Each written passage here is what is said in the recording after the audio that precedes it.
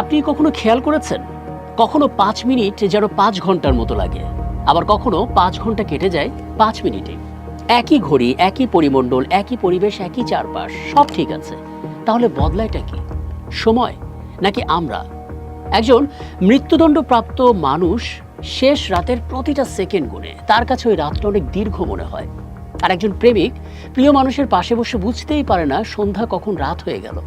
একজন শিশু অপেক্ষা করে ঈদের সকালের জন্য, তখন চাঁদ রাতটা মনে হচ্ছে শেষই হয় না।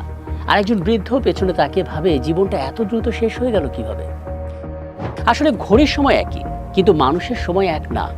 তাহলে প্রশ্নটা ভয়ঙ্কর, সময়ের সত্যি কোনো অস্তিত্ব আছে, নাকি সময় স্রেফ আমাদের মস্তিষ্কের বানানো একটা এক্সপিরিয়েন্স, একটা অভিজ্ঞতা? আরও গভীরে গেলে প্রশ্নটা আরও বিপজ্জনক হয়ে যায়। সময় কি মহাবিশ্বের জন্মের আগে ছিল, নাকি মহাবিশ্বের সাথে সময়ের জন্ম? যদি সময়ের জন্ম থাকে, তাহলে তো সময়ের মৃত্যু থাকার কথা। সেটা কবে, কখন, কোথায়? জটাঙ্কের আজকের পর্বে আমরা ঢুকে পড়ব এমন এক জিনিসের ভেতর যেটার বাইরে আমরা কেউ যেতে পারি না। আমরা সময়ের ভেতর জন্মাই, সময়ের ভেতর ভালোবাসি, সময়ের ভেতর হারাই, পাপ করি, ক্ষমা চাই। তারপর একদিন এই সময়ের ভেতরেই আমাদের নাম হয়ে যাবে স্মৃতি। কিন্তু আজ আমরা স্মৃতির বাইরে যাব ঘড়ির বাইরে, ক্যালেন্ডারের বাইরে। আজকের পর্বে আমরা জানার চেষ্টা করব সময় আসলে কি। সময় কি কোনো সংখ্যা, নাকি এটা একটা পরিবর্তন, নাকি এটা একটা অনুভূতি, নাকি অস্তিত্বের সবচেয়ে রহস্যময় কারাগারের নাম হচ্ছে সময়? চলুন সময়ের জন্মে ফিরে যায়।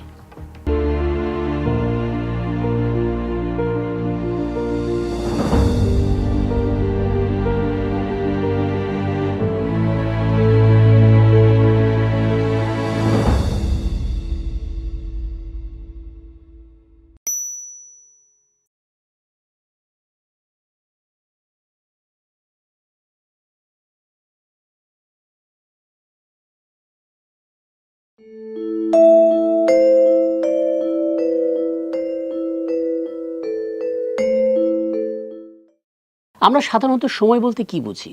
ঘড়ি, ক্যালেন্ডার, তারিখ, ডেডলাইন, জন্মদিবস, মৃত্যু দিবস, অফিস টাইম, স্কুল টাইম, নামাজের সময়, ট্রেনের সময়, ফ্লাইটের সময়, ইত্যাদি ইত্যাদি। কিন্তু এগুলো তো সময় না, এগুলো সময় মাপার পদ্ধতি। ঘড়ি সময় না, ঘড়ি হলো সময় মাপার যন্ত্র। যেমন থার্মোমিটার জ্বর না জ্বর মাপে, তেমনি ঘড়ির সময় না সময় মাপে। কিন্তু মুশকিল হলো আমরা এই যন্ত্রটাকে সত্যি মনে করে বসে আছি। আজ একজন মানুষ দেরি করলে আমরা কি বলি? সে সময় নষ্ট করেছে। কিন্তু সময় কি আদৌ নষ্ট হয়, নাকি নষ্ট হয় সুযোগ, নষ্ট হয় মনোযোগ, নষ্ট হয় জীবন? সময়কে আমরা এতটাই বাস্তব ধরে নিয়েছি যে একটা শিশুর জন্মের সঙ্গে সঙ্গে আমরা তাকে সময়ের কারাগারে ঢুকিয়ে দিই। কখন স্কুলে যাবে, কখন পরীক্ষা দেবে, কখন কেরিয়ার বানাবে, কখন বিয়ে করবে, সন্তান নেবে, কখন সফল হবে, মানে একটা অদৃশ্য ক্যালেন্ডার আমাদের ঘাড়ে বসে থাকে। যে বয়সে আপনি সফল না, আপনি পিছিয়ে। যে বয়সে আপনি বিয়ে করেননি, আপনি দেরি করে ফেলছেন। যে বয়সে আপনি টাকা বানাননি, আপনি ব্যর্থ। কিন্তু এই যে দেরি, এই শব্দটা আসলে কে নির্ধারণ করে দিল? কোথা থেকে এলো? প্রকৃতিতে কি কোনো দেরি আছে? গাছ কি দেরিতে ফুল ফোটায়? নদী কি দেরিতে সাগরে যায়? চাঁদ কি সময় মতো একদিন না উঠলে লজ্জা পায়? না, আসলে এসব মানুষের বানানো সময়ের একটা চাপ। আর এই সময় মাপতে মাপতে আমরা একদিন সময়ের দাস হয়ে গেলাম।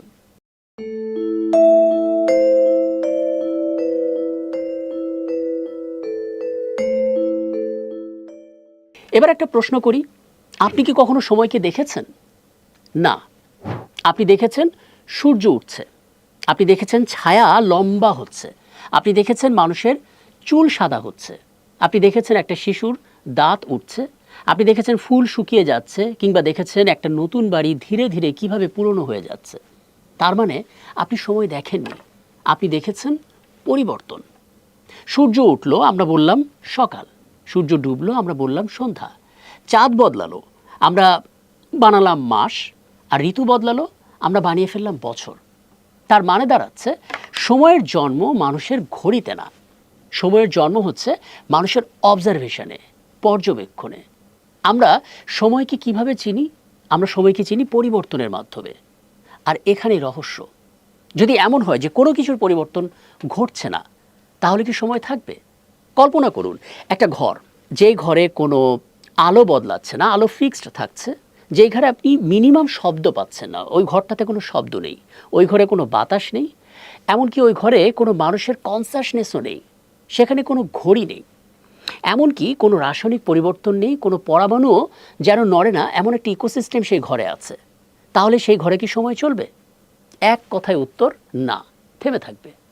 যৌক্তিকভাবেই সময় বলে সেখানে কিছু থাকবে না। যদিও বিজ্ঞানের ভাষায় বাস্তবে জগতে এমন ঘর প্রায় অসম্ভব, কারণ পরমাণু, শক্তি, তাপ সবই কোনো না কোনোভাবেই পরিবর্তনশীল। কিন্তু চিন্তার জায়গা থেকে এই প্রশ্নটা কিন্তু খুবই গুরুত্বপূর্ণ, কারণ সময়কে আমরা আলাদা কোনো বস্তু হিসেবে ধরতে পারছি না। সময়কে ধরছি স্রেফ ঘটনাগুলোর ক্রম হিসেবে, মানে আগে কি হলো, পরে কি হলো, কি থাকলো, কি বদলালো, জন্মালো কিংবা মরে গেল। যদি আমরা দেখি কোনো ঘটনার ক্রম নেই, তাহলে তো সময়ের প্রশ্নই থাকবে না, মানে আগে পরে এই প্রশ্নটাই তো থাকবে না। তাই সময়কে বোঝার প্রথম দরজা হলো পরিবর্তন। সময় নিজে দৃশ্যমান না, সময় প্রকাশ পায় পরিবর্তনের শরীরে।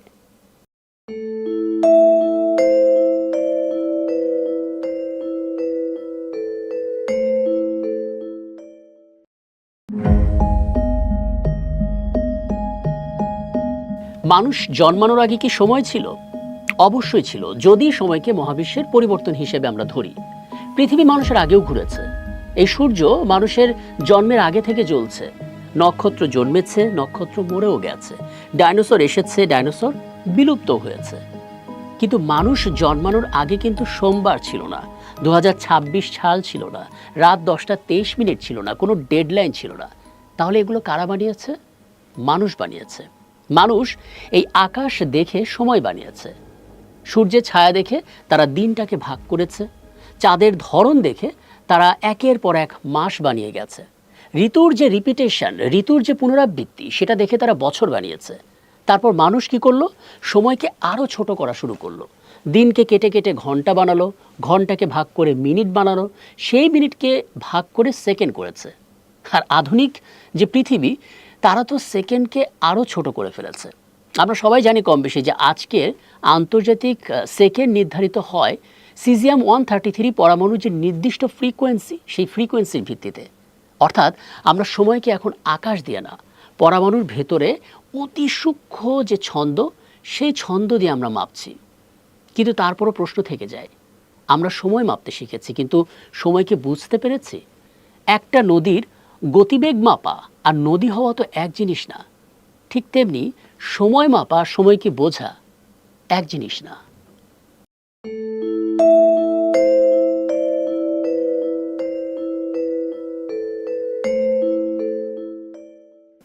এবার আসি সবচেয়ে ব্যক্তিগত জায়গায়। সময়কে সবচেয়ে বেশি অনুভব করে কে? ঘড়ি? না। পৃথিবী? তাও না। মহাবিশ্ব? না। মানুষের মস্তিষ্ক। আপনার ব্রেনের ভেতরে একটা অদ্ভুত অভিজ্ঞতা আছে, যেটাকে বলা হয় সাবজেক্টিভ টাইম, বাংলা করলে অনুভূত সময়। এই অনুভূত সময় ঘড়ির সময়ের সঙ্গে সবসময় মেলে না। যেমন ভয়ের অনুভূতি, এটা যখন কাজ করে তখন সময়কে খুব ধীর লাগে। আপনি যখন অপেক্ষা করতে থাকবেন, আপনার মনে হবে সময়টা অনেক কঠিন লাগছে। আপনি যখন বেদনার মধ্যে থাকবেন, আপনার মনে হবে সময় থেমে গেছে, দুঃখের দিন পারই হচ্ছে না। আবার যখন সেলিব্রেশন করবেন, আনন্দ, সে আনন্দের সময়টা রীতিমতো ঝড়ের বেগে পার হয়ে যায়। এই যে একই এক ঘন্টা হাসপাতালের করিডোরে বসে কাটালে মনে হবে অনন্তকাল, সময় এগোচ্ছে না। কিন্তু প্রিয় মানুষের সঙ্গে আপনি সময় কাটান, এই 1 ঘন্টা এত দ্রুত চলে যাবে আপনি বুঝতেই পারবেন না। কেন এমনটা হলো? কারণ আমাদের মস্তিষ্ক সময়কে শুধু সেকেন্ড হিসেবে নেয় না, সময়কে মনোযোগ হিসেবে নেয়, আবেগ হিসেবে নেয়, ভয়, প্রত্যাশা, স্মৃতি সব কিছুর একটা সংমিশ্রণ ঘটায়। যখন আপনি ভয় পান, মস্তিষ্ক অতিরিক্ত সতর্ক হয়। প্রতিটা শব্দ, প্রতিটা নড়াচড়া, প্রতিটা সংকেত মস্তিষ্ক বেশি করে রেকর্ড করতে শুরু করে। পরে মনে হয় ঘটনাটা তো অনেক দীর্ঘ ছিল। আবার যখন আপনি গভীর মনোযোগে কোনো কাজ করছেন, আপনি লেখালেখি করছেন, অভিনয় করছেন, এডিটিং করছেন, গান, প্রেম, প্রার্থনা, সৃষ্টি, নানা কিছু আপনি ডুবে আছেন, তখন সময়ের হিসেব থাকবে না। কিভাবে যেন সময় পার হয়ে যায়। এটাকে অনেকে বলে ফ্লো স্টেট। এমন অবস্থায় আপনি সময়ের ভেতরে থাকেন, কিন্তু সময়কে ফিল করতে পারেন না, অনুভব করতে পারেন না। আপনি যখন গভীর মনোযোগে কাজের মধ্যে ঢুকে যান, তখন আপনি আর সময় আলাদা কেউ থাকেন না, দুজন এক হয়ে যায়। তাই প্রশ্নটা আরও গভীর হয়, সময় কি বাইরে আছে, নাকি সময়ের সবচেয়ে তীব্র অভিজ্ঞতা তৈরি হয় আমাদের ভেতরেই? বাইরে ঘড়ি চলে আর ভেতরে জীবন চলে। ঘড়ির সময় সবাইকে একই সংখ্যা দেখায়, কিন্তু এই মস্তিষ্কের যে সময় সেটা প্রত্যেককে আলাদা আলাদা মহাবিশ্বের ছবি দেখায়।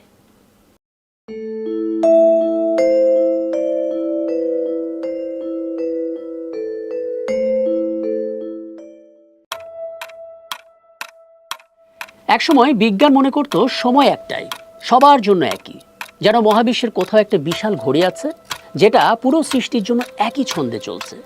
নিউটনের বিশ্বে সময়টা ছিল অ্যাবসোলেট, অর্থাৎ আপনি পৃথিবীতে থাকুন, আপনি চাঁদে থাকুন, আপনি মহাবিশ্বের যে কোনো আনাচে কানাচে থাকুন, দূর কোনো নক্ষত্রে থাকুন, সময় সবার জন্য একইভাবে বয়ে যাবে। এটা শুনতে খুবই স্বাভাবিক লাগে, কারণ আমাদের দৈনন্দিন জীবনের অভিজ্ঞতাও তাই বলে। কিন্তু এরপরে এলেন আইনস্টাইন, আর তিনি এসেই সময়ের সিংহাসন রীতিমতো কাঁপিয়ে দিলেন। আইনস্টাইন বললেন, সময় এবং স্থান আলাদা না, এরা সবসময় একসঙ্গে জড়ানো, স্পেস অ্যান্ড টাইম।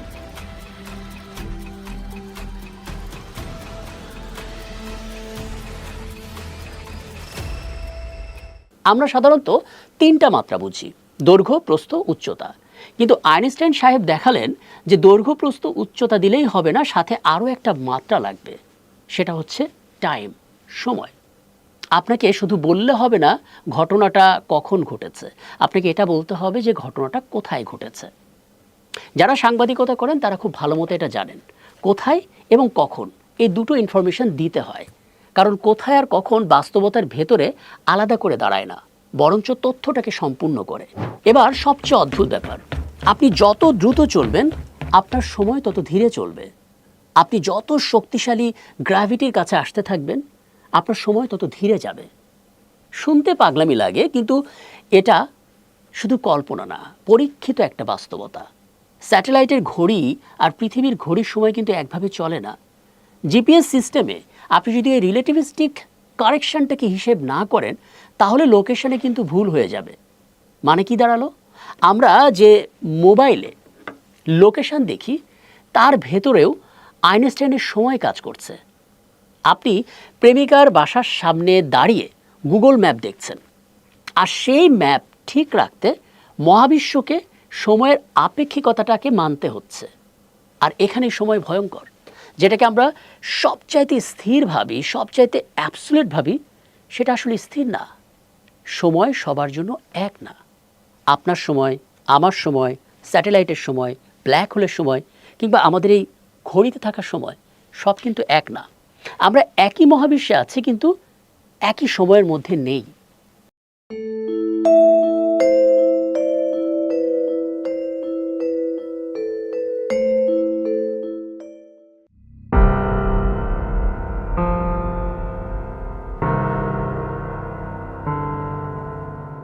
ধরুন দুই যমজ ভাই, একজন এই পৃথিবীতে আছেন, আর একজন তাকে গুড বাই জানিয়ে আলোর গতিতে মহাবিশ্বের কোনো একটা গ্রহে যাত্রা শুরু করলেন। প্রায় 20, 25, 30 বছর তিনি সেখানে কাটালেন। তারপর তিনি পৃথিবীতে ফিরে এলেন। এসে কি দেখবেন, তার সেই ভাই বৃদ্ধ হয়ে গেছেন, আর তিনি তখনও টকবগে তরুণ। এটা কোনো রূপকথা না, এটা রিলেটিভিটির বিখ্যাত টুইন প্যারাডক্সের ধারণা। বাস্তবে মানুষকে আলাদা করে আলোর গতির কাছাকাছি পাঠানো সম্ভব হয়নি বটে, কিন্তু আমরা যত পারমাণবিক ঘড়ি দেখেছি, কণা দেখেছি, স্যাটেলাইট দেখেছি, এসব দিয়ে এই টাইম ডাইলেশন বারবার পরীক্ষায় এসেছে। আর গ্র্যাভিটির ক্ষেত্রেও একই রহস্য। আপনি যদি খুব শক্তিশালী কোনো গ্র্যাভিটির কাছে যেতে থাকেন, ধরুন ব্ল্যাক হোলের কাছে যান, তাহলে আপনার সময় বাইরে থাকা মানুষের তুলনায় ধীরে যাবে। বাইরে কেউ দেখবে, মনে হবে যে আপনি ধীরে ধীরে ধীরে ধীরে তার কাছে এগোচ্ছেন, কিন্তু আপনি ফিল করতে পারছেন যে আপনি খুব স্বাভাবিক গতিতেই ব্ল্যাক হোলের কাছে যাচ্ছেন।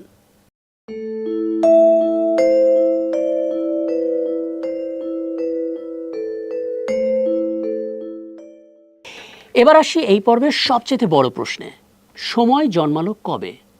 বিজ্ঞানের বর্তমান যে বোঝাপড়া সেটা অনুযায়ী আমাদের দৃশ্যমান মহাবিশ্ব বা অবজারভেশনাল ইউনিভার্সের যে ইতিহাস সেটা শুরু হয় বিগ ব্যাংয়ের মাধ্যমে, মানে প্রায় 13.8 বিলিয়ন বছর আগে।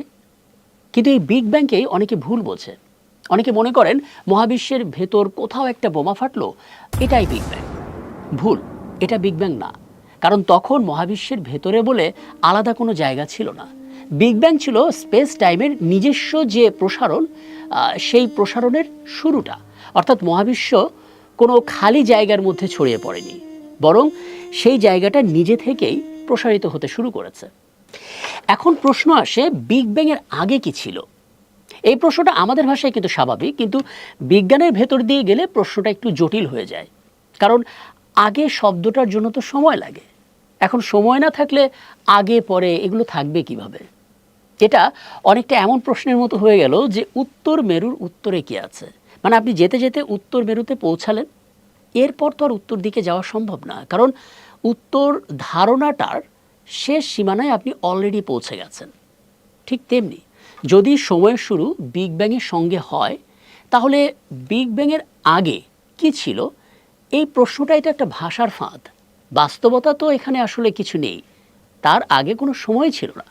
তবে হ্যাঁ, কিছু কিছু মডেল দেওয়া হয়েছে, যে মডেল বলছে হয়তো বিগ ব্যাংয়ের আগে অন্য কোনো অবস্থা ছিল, হয়তো কোয়ান্টাম গ্র্যাভিটির কোনো স্তর ছিল, হয়তো মহাবিশ্ব একবার সংকুচিত হয়ে আবার প্রসারিত হয়েছিল, হয়তো আমাদের মহাবিশ্ব বৃহত্তর কোনো বাস্তবতার অংশ, কিন্তু নিশ্চিত উত্তর এখনও নেই।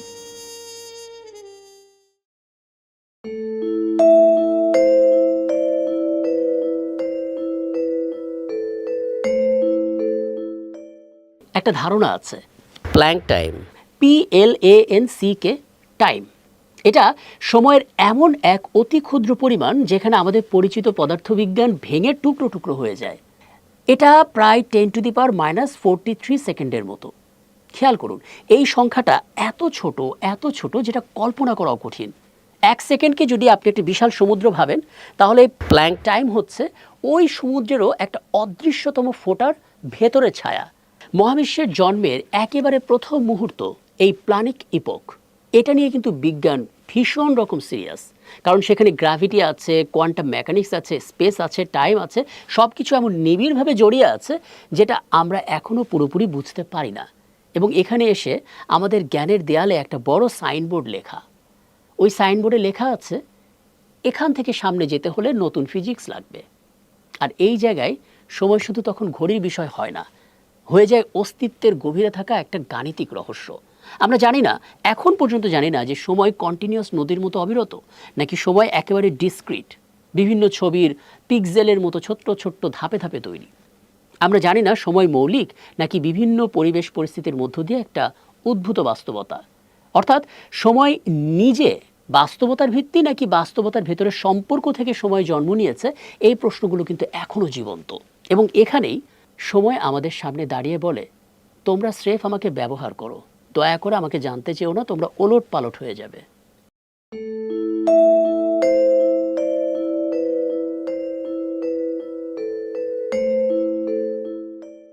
এবার একটা সাধারণ কিন্তু ভয়ঙ্কর প্রশ্ন, সময় কেন সবসময় সামনে যায়, কেন পেছনে যায় না? কেন আমরা অতীতে ফেরত যেতে পারি না? কেন শুধু ভবিষ্যতের দিকে এগোতে থাকি? কেন ভাঙা একটা গ্লাস নিজে নিজে জোড়া লাগছে না? কেন যে আগুন থেকে ধোঁয়া উড়ে যাচ্ছে সেটা আবার ফিরে আসছে না আগুনে? অনেক মৃত পাতা পড়ে আছে, তারা কেন একা একা ডালে গিয়ে সবুজ হয়ে যাচ্ছে না? পদার্থবিজ্ঞানের অনেক মৌলিক সমীকরণ আছে যেখানে অতীত আর ভবিষ্যৎকে আলাদা করা যায় না। মানে মাইক্রোস্কোপিক যে লেভেল, সেই লেভেলে অনেক উল্টোপাল্টা নিয়ম চলে। কিন্তু আমাদের দৈনন্দিন যে পৃথিবী, সেখানে আমরা দেখব কোনো ব্যতিক্রম নেই, সময় কেবল সামনের দিকেই যাচ্ছে, সামনের দিকেই যাচ্ছে। এটাকে বলা হয় অ্যারো অফ টাইম। এই অ্যারো অফ টাইম বোঝাতে গিয়ে বিজ্ঞানীরা এনট্রপির কথা বলেছেন। এনট্রপি অনেক জটিল মনে করে অনেকে, সহজভাবে বললে এনট্রপি হলো ব্যবস্থার যে অগোছালো হওয়ার প্রবণতা। অর্থাৎ শক্তি এমনভাবে ছড়িয়ে পড়ে যাতে ইউজফুল ওয়ার্ক কমে যায়। একটা গ্লাস টেবিল থেকে পড়ে ভেঙে গেল, এটা স্বাভাবিক, কিন্তু ভাঙা কাচের টুকরোগুলো নিজে নিজে জোড়া লেগে একটা গ্লাস হয়ে গেল, এটা আমরা দেখি না। কারণ অগোছালো অবস্থায় যাওয়ার পথ অসংখ্য, কিন্তু গোছানো অবস্থায় ফেরার পথ খুবই নির্দিষ্ট। একটা ডিম ভেঙে অমলেট হতে পারে, কিন্তু অমলেট নিজে নিজে ডিম হয় না। এটাই সময়ের দিক। আমরা সময়কে সামনে যেতে দেখি, কারণ মহাবিশ্বের এনট্রপি বাড়ছে। কিন্তু এখানেও রহস্য শেষ না, কারণ প্রশ্ন আসে, মহাবিশ্বের শুরুতে এনট্রপি এত কম ছিল কেন? যদি সময়ের অ্যারো এনট্রপি দিয়ে বোঝায়, তাহলে প্রথম প্রশ্ন দাঁড়ায়, সেই অ্যারো বা ধনুক সেটা টানল কে? সময় এগোয় কেন? এর উত্তর দিতে গেলে আমাদের মহাবিশ্বের জন্মের রহস্যে ফিরে যেতে হবে। চলুন সেখানে যাই।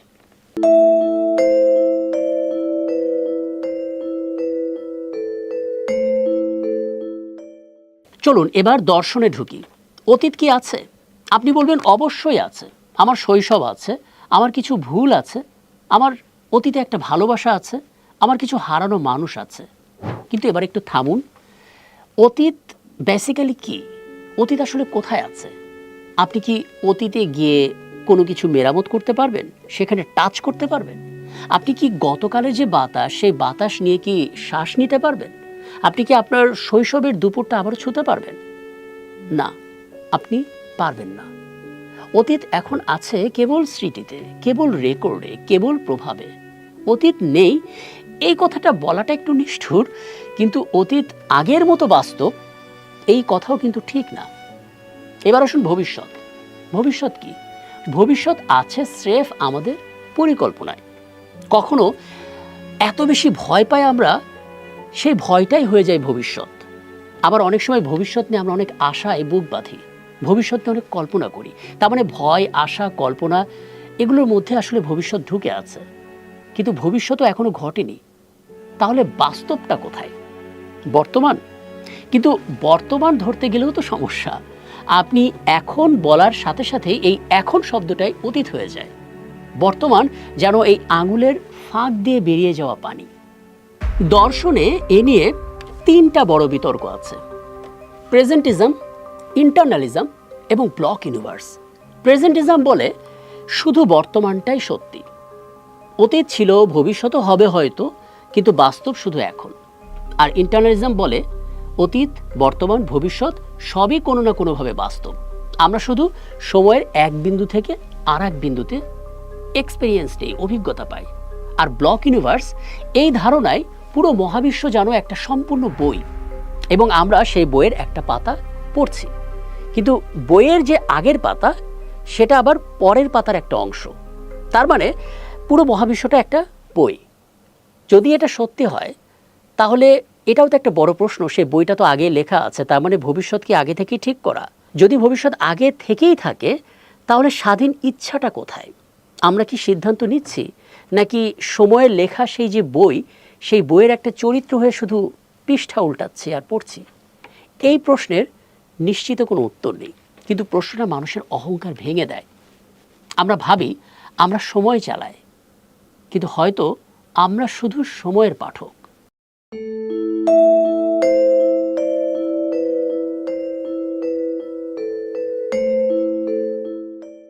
এবার একটু ভেতরের দিকে তাকাই। অনেক আধ্যাত্মিক ধারায় বলা হয় মানুষের সবচাইতে বড় বন্দিত্ব হলো সময়ের সঙ্গে তার একটা ভুল সম্পর্ক। আমরা বর্তমানের মধ্যে থাকি না, আমরা থাকি অতীতের আফসোস নিয়ে কিংবা অতীতের কোনো গৌরবময় ইতিহাস নিয়ে। আমরা ভবিষ্যৎ নিয়ে সবসময় ভয় পাই কিংবা কোনো পরিকল্পনাই করি না। অতীত বলে তুমি ভুল করেছো, আর ভবিষ্যৎ বলে তুমি পারবে তো। কিন্তু বর্তমান চুপচাপ নীরবে দাঁড়িয়ে থাকে, আর আমরা সেখানে থাকি না। মানুষের সবচেয়ে বড় ট্র্যাজেডি হলো এটাই, সে যে মুহূর্তে বেঁচে আছে সেই মুহূর্তেই সে অনুপস্থিত।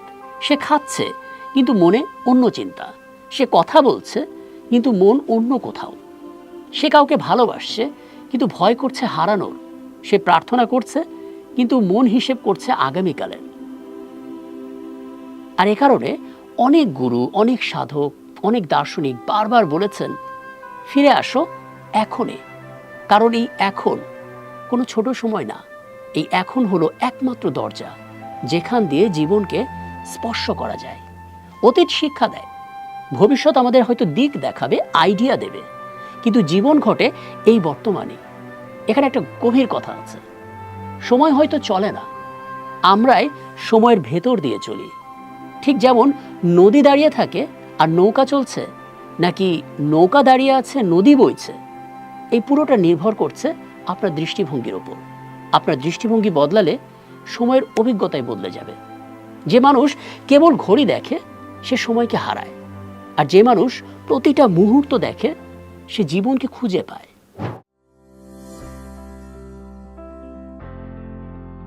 কিন্তু আধুনিক পৃথিবী আমাদের বর্তমান থেকে সরিয়ে দিয়েছে। আজ আমরা সময়ের মালিক না, সময় হয়ে গেছে আমাদের মালিক। আমরা ঘুম থেকে উঠি কিভাবে? ঘড়ির অ্যালার্মে। আমরা খাই প্রচণ্ড তাড়াহুড়ায়, কারণ দ্রুত খাওয়া দাওয়া শেষ করতে হবে। আমরা কাজ করি একটা ডেড লাইনে, এর মধ্যেই কাজটা শেষ করতে হবে।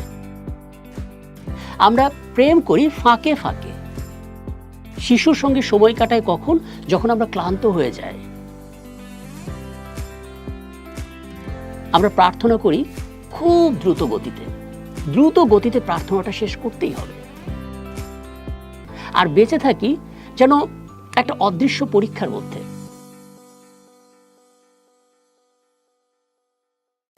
আজ মানুষ কিন্তু শুধু গরিব না টাকাতে, মানুষ গরিব সময়ে।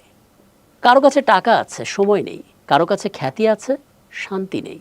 কারো কাছে অজস্র সাফল্য আছে, কিন্তু নিজের সঙ্গে নিজের বসার মতো কোনো সময় নেই। আমরা এই কথাটা সবসময় বলি, সময় নেই। তাহলে প্রশ্ন হলো, সময় নেই নাকি সময় দেওয়ার জন্য যে মন, সেই মনটাই নেই? সময় নেই নাকি প্রায়োরিটি বা অগ্রাধিকার নেই? সময় নেই নাকি আমরা নিজের জীবন অন্যের হাতে দিয়ে দিয়েছি? আজকের পৃথিবী আপনাকে শেখাবে দ্রুত হও, গ্রোয়িং ফাস্ট, আরও দ্রুত হও, আরও প্রোডাক্টিভিটি বাড়াও, আরও এফিশিয়েন্ট হও। কিন্তু কেউ আপনাকে শেখাচ্ছে না আরও গভীরভাবে চিন্তা করো, আরও মনোযোগ দাও, আরও গভীর হও। কেন? কারণ গভীরতা তো সময় চায়। আমাদের সময় কই? ভালোবাসা সময় চাই, শোক করার জন্য আমাদের সময় চাই, কাউকে ক্ষমা করার জন্যও সময় চাই, সৃষ্টিতে নিজেকে বিলিয়ে দেওয়ার জন্যও সময় চাই। আপনার এই আত্মাটা, সেটাও সময় চায়। বাস্তবতা হচ্ছে আমাদের কারোর কোনো সময় নেই। যে সমাজ মানুষকে সময় দেয় না, সেই সমাজ মানুষ থেকে মনুষ্যত্বটাকে টেনে বের করে আনে।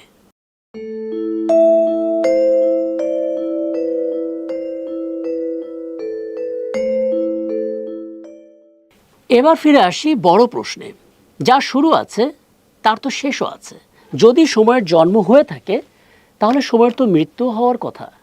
সেটা কবে হবে? বিজ্ঞানে কিছু সম্ভাব্য দৃশ্য আছে। এর একটা হলো heat death of the universe, অর্থাৎ মহাবিশ্ব ক্রমশ এমন অবস্থায় পৌঁছে যাবে যেখানে সব শক্তি প্রায় সমানভাবে ছড়িয়ে পড়বে। তখন কি হবে? নক্ষত্র নিভে যাবে, নতুন তারা জন্মানো বন্ধ হয়ে যাবে, ব্ল্যাক হোল একসময় হকিং রেডিয়েশনের মাধ্যমে বিলীন হয়ে যাবে। এটা সবই থিওরিটিক্যাল অ্যাজাম্পশন, তাত্ত্বিক ধারণা। শেষে থাকবে প্রায় অন্ধকার, ঠান্ডা, নিষ্ক্রিয় একটা মহাবিশ্ব। তখনও কিন্তু ঘড়ি চলতে পারে, কারণ ঘড়ির ব্যাটারি আছে, কিন্তু ঘটনা থাকবে না। আর ঘটনা না থাকলে সময়ের তো কোনো অর্থ নাই। দ্বিতীয় সম্ভাবনা, বিগ ক্রাঞ্চ। মহাবিশ্ব একসময় তার প্রসারণ থামিয়ে দেবে, এরপর সে সংকুচিত হতে থাকবে। যদিও বর্তমান সময়ের যে প্রেক্ষাপট, সেখানে আমরা এই এক্সিলারেটেড এক্সপেনশন, এটার কারণে এমন দৃশ্য দেখার সম্ভাবনা খুবই কম। কিন্তু এর বাইরেও আর একটা ধারণা আছে, বিগ রিপ। এতে কি হয়? যদি ডার্ক এনার্জি এমনভাবে কাজ করে যে প্রসারণ ক্রমশ ভয়ঙ্কর হয়ে উঠবে, তাহলে একটা সময় গ্যালাক্সি, তারা, গ্রহ, এমনকি পরমাণুর বন্ধনও ছিঁড়ে যেতে পারে। তবে এ সবই কিন্তু মডেল, চূড়ান্ত উত্তর না। কিন্তু প্রত্যেকটা মডেল আমাদের একই জায়গায় কিন্তু নিয়ে যাচ্ছে। সময়ের শেষ মানে শুধু ঘড়ির থেমে যাওয়া না। সময়ের শেষ মানে ঘটনা, পরিবর্তন, স্মৃতি, পর্যবেক্ষণ, সম্ভাবনা, সব কিছুর অর্থ বদলে যাওয়া। এখন যদি কোনো জিনিসের পরিবর্তন না থাকে, কোনো পর্যবেক্ষক না থাকে, তাহলে সময়টা থাকবে কি করে?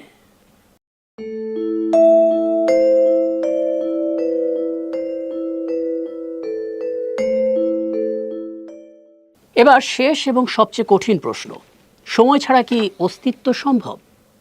প্রশ্নটা এ কারণে করা হচ্ছে যে আমরা যা কিছু জানি সব কিছু সময়ের মধ্যে।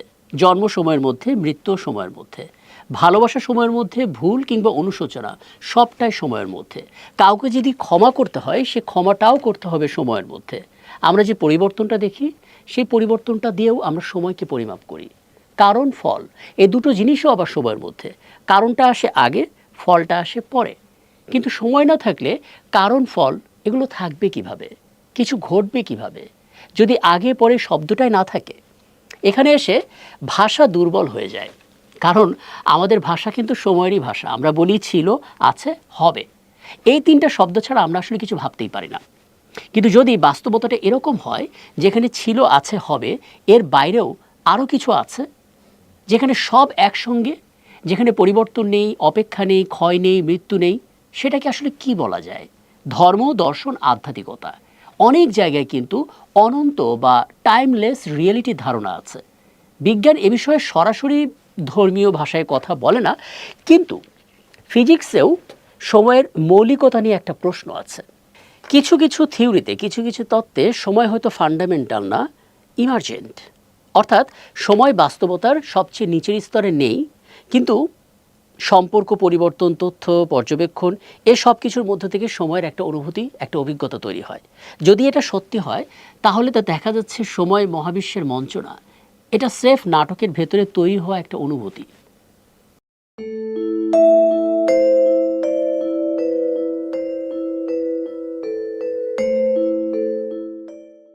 এতক্ষণ আমরা মহাবিশ্বের সময় নিয়ে কথা বললাম, এবার একটু নিজেদের দিকে তাকাই। আপনার জীবনে সময় আসলে কি? আপনি যে মানুষটাকে হারিয়েছেন সে কি আপনার অতীতে এখনও আছে, নাকি আপনার ভেতরে এখনও আছে? আপনার যে ভুল আপনাকে পোড়াচ্ছে সেটা কি গতকালের, নাকি আজও নতুন কিছু করতে গেলে গতকালের ভুল সিদ্ধান্ত আপনাকে নিয়ন্ত্রণ করছে কিংবা প্রভাবিত করছে? আপনার যে স্বপ্ন এখনো পূরণ হয়নি সেটা কি ভবিষ্যতের, নাকি এখনই এখনই আপনার বুকের ভেতরে সেই স্বপ্নটা বেঁচে আছে? আসলে দেখা যায় তো মানুষের জীবন কিন্তু ঘড়িতে মাপা যায় না, মানুষের জীবন মাপতে হয় অভিজ্ঞতায় এবং গভীরতায়। কেউ ৮০ বছর বেঁচে থেকেও কখনো সত্যিটা বাঁচে না, আবার কেউ ৩০ বছর বয়সেই এমন আলো ছড়ায় যেটা ১০০ বছরে বেঁচে থেকেও সম্ভব না। তাই জীবন বড় হওয়ার প্রশ্নটা শুধু সময়ের দৈর্ঘ্য না, প্রশ্ন হলো আপনি কতটা জেগেছিলেন, কতটা দেখেছেন, কতটা ভালোবেসেছেন, সময়কে কতটা বুঝেছেন, কতটা কাজে লেগেছেন, আপনার চারপাশকে আপনি কতটা পরিবর্তন করতে পেরেছেন। কারণ বাস্তবতা হচ্ছে সময় একদিকেই যেতে থাকে এবং যেতে যেতে একদিন সবাইকে নিয়ে যায়, কিন্তু সবাই সময়কে অর্থ দিতে পারে না। ক্লাইম্যাক্সটা আসলে কোথায়? সময়কে কিন্তু আমরা ভয় পাই, কারণ সময় সব নিয়ে যায়।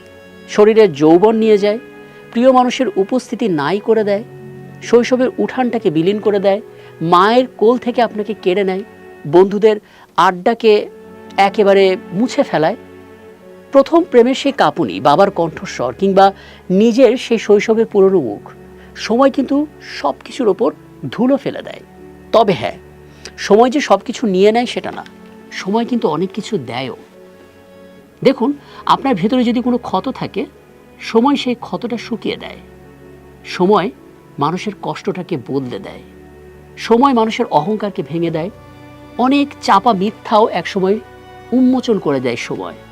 সময় ভালোবাসাকে পরীক্ষা করে, আবার এই সময় মানুষকে নিজের কাছে ফিরিয়ে আনে। আপনি অনেক ভুল করেছেন, দুঃখ পেয়েছেন, সরি বলেছেন, ফিরে এসেছেন, সবই সময়ের মধ্যে। তাই সময় শত্রু না, সময় বিচারকও না, সময় হচ্ছে একটা স্রেফ আয়না। আপনি যা করছেন সময় তা জমিয়ে রাখছে, আর আপনি যা এড়িয়ে যাচ্ছেন সময় সেটা এক এক করে ফিরিয়ে দিচ্ছে।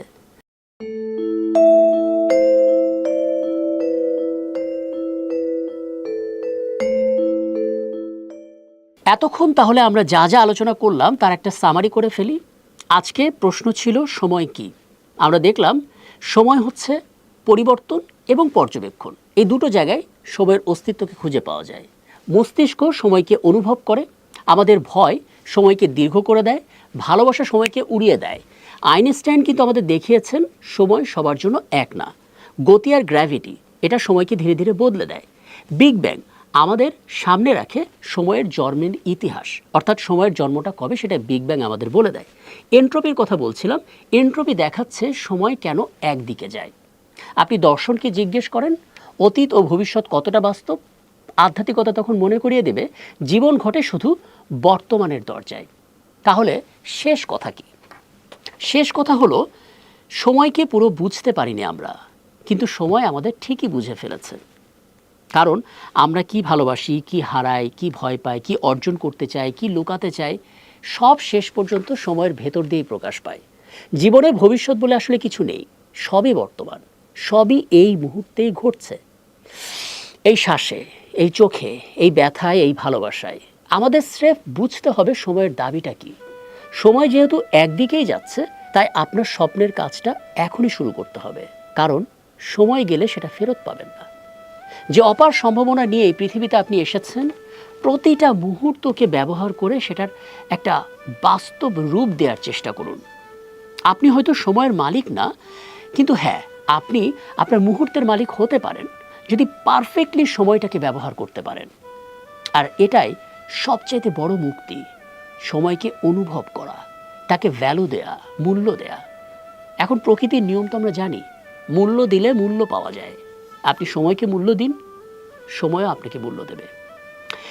শেষে একটা প্রশ্ন রেখে যাই, আপনি কি সময়ের মধ্যে বেঁচে আছেন, নাকি সময় আপনাকে বাঁচিয়ে রাখছে? কমেন্টে, ইনবক্সে, মেইলে যেভাবে পারেন জানাতে পারেন। আজ এ পর্যন্তই।